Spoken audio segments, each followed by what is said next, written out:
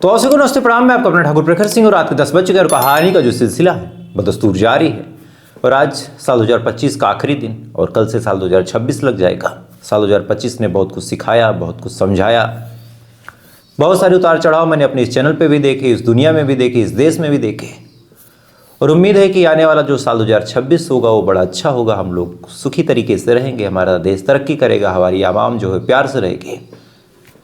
अब ये बातें आपको बता तो रहा हूँ, लेकिन एक रिपोर्ट निकल के सामने आई है और रोज़ की तरह जो मैं एक अपडेट देता हूँ उस अपडेट की ही बात करूँगा। तो अमेरिका की एक खुफिया एजेंसी ने जांच पड़ताल की और जांच पड़ताल करने के बाद उसको ये कुछ अंदाज़ा हुआ है कि साल 2026 में भारत और पाकिस्तान की जंग आपको देखने को मिल सकती है। और जिस हिसाब से इस समय स्थिति बनी हुई है, बहुत ज़्यादा चांसेस भी हैं कि ये चीज़ें हो भी जाए, क्योंकि भारत और पाकिस्तान एक दूसरे के खिलाफ बहुत तेज़ी के साथ आगे बढ़ भी रहे हैं। इधर बांग्लादेश ने भी भारत को ठीक ठाक तरीके से डिस्टर्ब करना शुरू कर दिया है। अलग अलग जगहों से मिसाइल वगैरह भी बांग्लादेश परचेस कर रहा। बीच में उसने अपना एयर शो वगैरह भी किया था, फिर बीच में उसने मिसाइल टेस्टिंग भी की थी। तो ये तमाम चीज़ें एक पड़ोसी होने के नाते और एक दुश्मन पड़ोसी होने के नाते सही नहीं है। हालांकि बांग्लादेश की जो एक्स प्राइम मिनिस्टर है खालिदा जिया, उनके निधन में जब अंतिम संस्कार आज होना था तो ये जयशंकर साहब जो हमारे देश के विदेश मंत्री हैं वो भी गए हैं। तो शायद इससे भारत और बांग्लादेश के ताल्लुकात थोड़े से बेहतर हो जाए, लेकिन उम्मीद थोड़ी सी कम है। अब क्या होगा क्या नहीं ये तो ऊपर वाला ही जाने, लेकिन साल 2026 आप लोगों के लिए अच्छा हो, यही आप लोगों के लिए दुआ है। खैर, अब आज की कहानी की बात करते हैं। आमतौर पर हम किसी दुकान पर जाते हैं और तमाम तरह की मिठाइयाँ रखी हों, तो उन मिठाइयों में से जो मिठाई हमको देखने में थोड़ी अच्छी लगती है और जिसके बारे में हमने काफ़ी सुन रखा होता है कि भाई ये ऐसा होगा, तो फिर हम सोचते हैं कि एक बार इसको टेस्ट करके देखा जाए। हम किसी मटर या फिर किसी मूंगफली की दुकान पे जाएं तो मटर लेने से पहले, मूंगफली लेने से पहले एक दो दाना खा के देख लेते हैं। मीठी होगी तो लेंगे, नहीं तो फिर नहीं लेंगे। किसी और भी दुकान पे जाते हैं और अगर वो चीज़ खुले में मिल रहा है तो एक दो पीस हम उसको टेस्ट करते हैं। टेस्ट करने के बाद उसको तब हम लेते हैं। लेकिन क्या हो कि कोई आदमी चिकन की दुकान पे जाए, चिकन कटवाए और एक पीस वहीं पे कच्चा खाए, और जब उसको वो मांस समझ में आ जाए उसके बाद वो अपना 1 किलो चिकन ले और चिकन लेके घर आ जाए। मटन की दुकान पे जाए, वहाँ पे भी सेम चीज़ ऐसे ही करे। 1 किलो मटन कटवाए, उसके बाद 1-2 पीस चेक करे कच्चा खा के फिर मटन खरीदे। तो ऐसे आदमी को आप क्या कहेंगे? जाहिर सी बात है, इंसान नहीं कहेंगे। अफसोसनाक बात ये, देखिए लाइट कट गई, तो ठीक है जैसी व्यवस्था है उसमें आप सुनिए। लाइट आएगी तो आएगी, नहीं तो ऑडियो में आप सुनिए। खैर, अब ये तमाम बातें आपको इसलिए बता रहा हूँ क्योंकि आज एक ऐसी कहानी के साथ आपके सामने हाजिर हुआ जिस कहानी को जब आप सुनेंगे तो सुनने के बाद आज आप हैरान हो जाएंगे। क्योंकि इस कहानी में आपको एक ऐसे शख्स की घटना बताऊंगा जिसने ऐसा क्राइम किया कि शायद ऐसा क्राइम भारत में इससे पहले नहीं हुआ था। बात साल 2021 की है, माफ़ कीजिएगा साल 2017 की। बात पंजाब की है। पंजाब में एक जगह लगती है लुधियाना, बड़ा मशहूर है। और इसी लुधियाना में एक कॉलोनी है, पंजाबी बाग कॉलोनी। और इसी कॉलोनी में एक परिवार रहा करता था। परिवार में एक शख्स जिसका नाम था दिलीप, उसकी पत्नी संगीता, उसका एक बेटा दीपक, उम्र लगभग 15 साल, एक बेटा राहुल जिसकी उम्र लगभग 4 से 5 साल, एक छोटी सी बिटिया 1 साल की जिसका नाम काजल था, और एक 8 साल का बेटा जिसका नाम दीपू था। कहते हैं कि जो दिलीप था उत्तर प्रदेश के उन्नाव से आया हुआ था और यहीं पे पंजाब के लुधियाना में रह के मेहनत मजदूरी करके अपना पेट पालता था। जो पत्नी संगीता थी वो भी अक्सर घरों में बर्तन मांजने जाया करती थी, चूँकि मन में एक उम्मीद थी कि अगर बर्तन वगैरह मांजूंगी 150 मिल जाएंगे तो उससे परिवार की स्थिति थोड़ी सी सुधर जाएगी। अब ये सिलसिला यूँ ही चलता रहा, वक्त धीरे धीरे आगे बढ़ता रहा। जो 15 साल का बेटा दीपक था वो भी एक कंपनी में जाने लगा काम करने के लिए। साथ ही घर में एक 5 साल का बेटा राहुल और काजल रहते और उनकी हिफाजत के लिए 8 साल का बेटा दीपू रहता। तमाम चीज़ें बिल्कुल ठीक चल रही थी।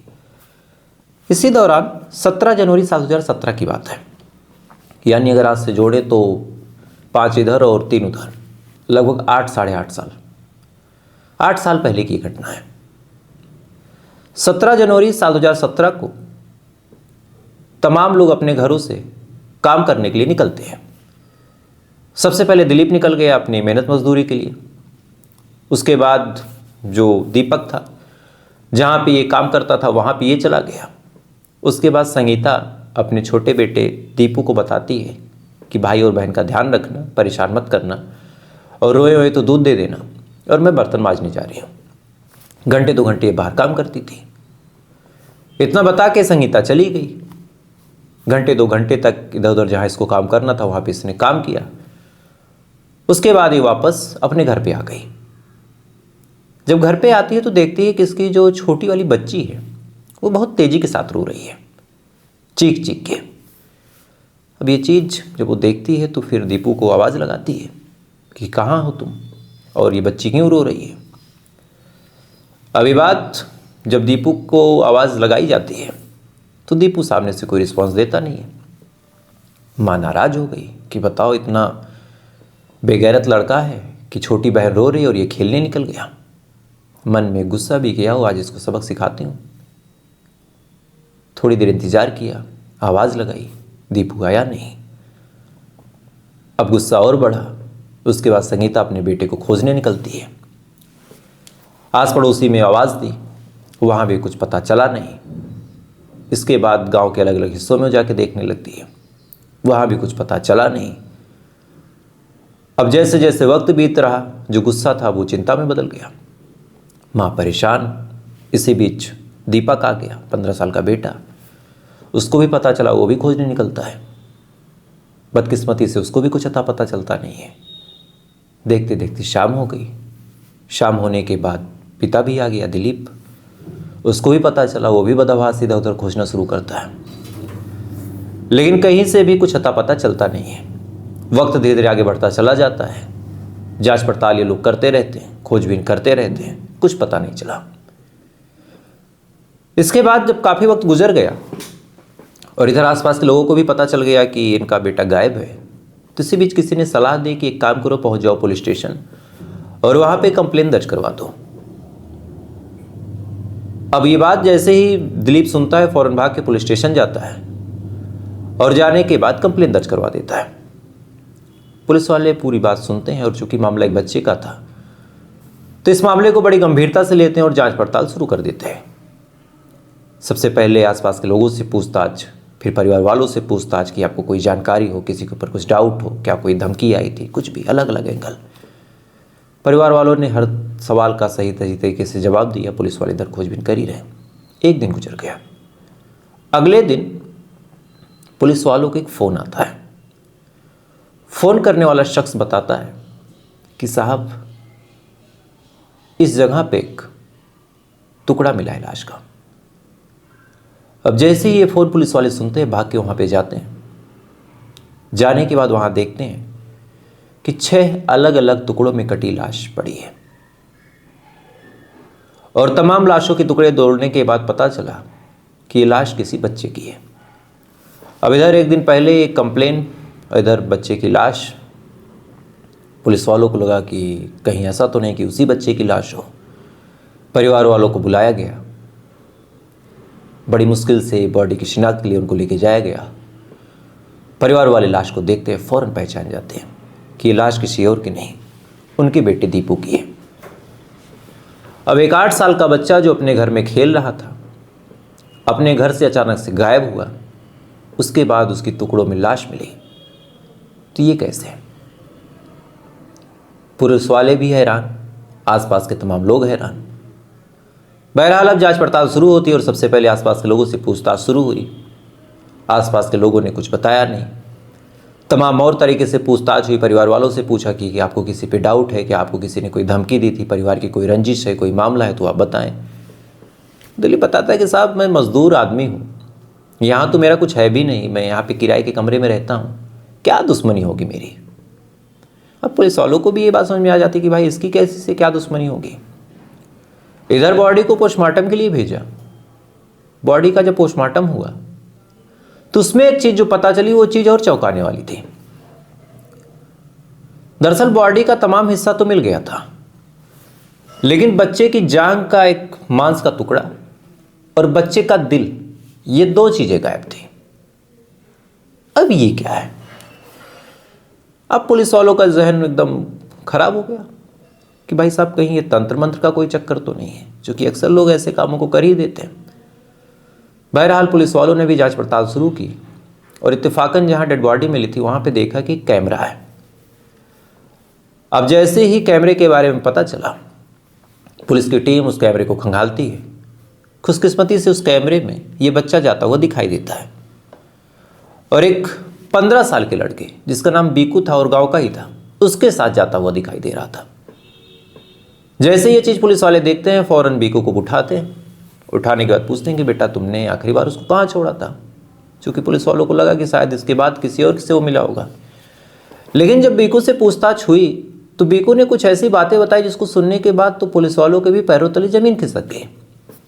दरअसल जब पुलिस वालों ने बीकू से पूछा कि बेटा तुमने कहाँ छोड़ा था, तब बीकू ने कहा कि साहब मैंने उसको अपने घर ले गया और वहां ले जाके मैंने उसको मार दिया और मारने के बाद मैंने उसको खा लिया। अब जिस टोन में मैं आपको ये पूरी बात बता रहा हूं, सेम टोन में बीकू ने बोला। अब आप सोच के देखिए कि ये चीज़ पुलिस वाले जब सुनते हैं तो उनके ऊपर क्या गुजरती है। बहरहाल पुलिस वाले फौरन बीकू से पूछताछ करते हैं कि बेटा पूरी बात क्या है। अरे तो 15 साल का लड़का। जब बीकू से पूछताछ हुई तब बीकू ने वो कहानी बताई जिससे पता चलता है कि इंसान अगर कहीं कहीं सतर्क हो जाए तो किसी की जान भी बचाई जा सकती है। और यहीं से कहानी पहुंच गई कई साल पहले।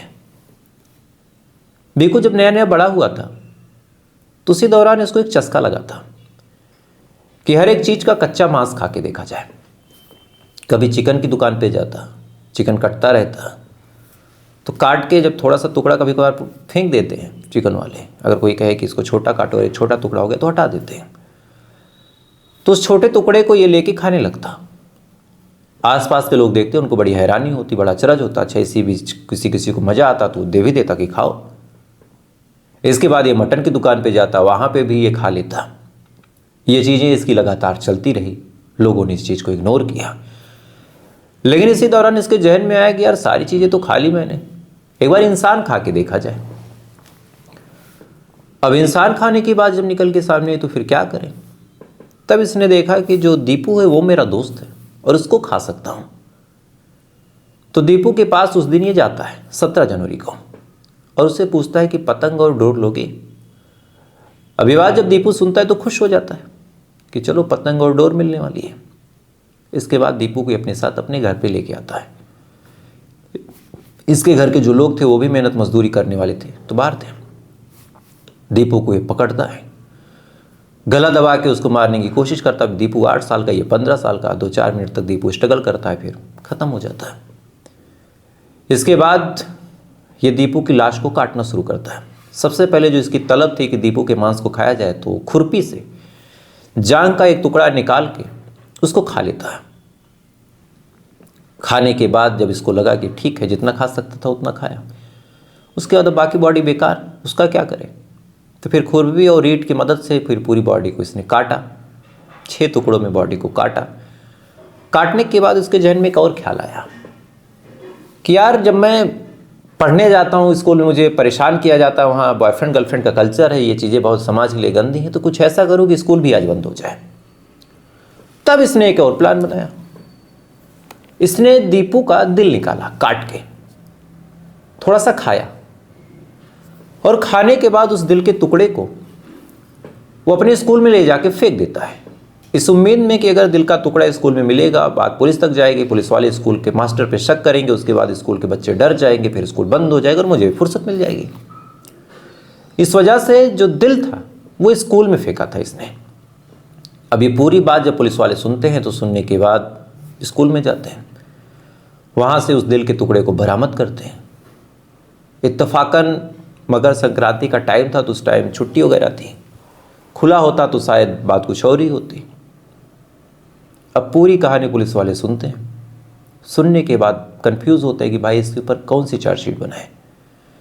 बहरहाल जो पूरा मामला था उसको लेके जुवेनाइल जस्टिस बोर्ड में इसको जाया गया। जाहिर सी बात है कि 3-4 साल से ज़्यादा इसको सज़ा हो नहीं सकती, लिहाजा इस समय तक ही आज़ाद होगा।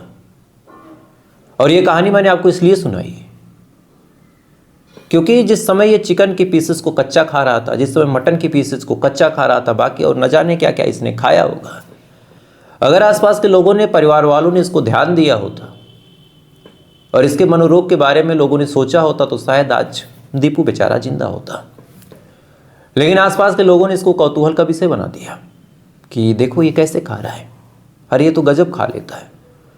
और यही वजह है कि फिर इसका मन बढ़ता चला गया और ये कत्ल कर बैठा। ये भी कहे कि मनोरोगी था तो इसने कत्ल किया, इस बात का इसको पता भी नहीं है, आत्मग्लानि भी नहीं है कि मेरे हाथों एक कत्ल हो गया और एक घर का लाल चला गया। तो क्या कहा जाए।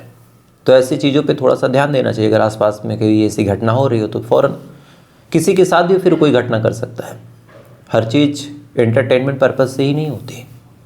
खैर, तो फिलहाल ये थी पूरी कहानी और इस कहानी के बारे में आपकी क्या राय कमेंट जरूर कीजिएगा। चैनल पर नए हैं तो वीडियो को लाइक करके, चैनल को सब्सक्राइब करके अपना प्यार जरूर दे दीजिएगा। और साथ ही कल नया साल है तो धूमधाम से नए साल की शुरुआत कीजिएगा, जीवन में एक अच्छा प्रण लीजिएगा। मैंने भी कुछ लिया है, वो आपको कल बताऊंगा कि मैंने क्या प्रण लिया है, और जब मैं गलती करूँ तो आप लोग टोकिएगा भी। और साथ ही कुछ अच्छा कीजिएगा, प्रोग्रेसिव कीजिएगा, कसम खाइएगा कि 2026 जो है वो मेरा ही होगा और इससे कुछ अच्छा करेंगे, हम लोग जीवन को आगे लेके जाएंगे।